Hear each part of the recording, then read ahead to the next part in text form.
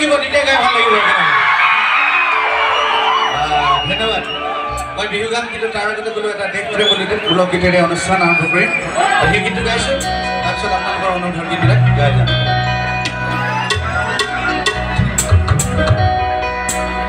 দহৰ বাবে মই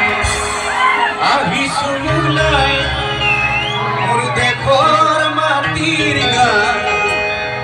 গাবলে সদায় ভাৰতৰে পূৰ্ব দিশত সোণালী গৌৰৱে চিঞৰো মই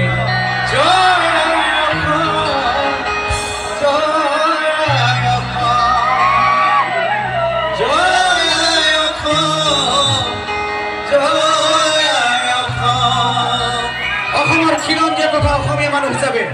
আপোনালোকে মোৰ কণ্ঠৰ লগে লগে এবাৰ কৈ দিয়ক ৰাইজ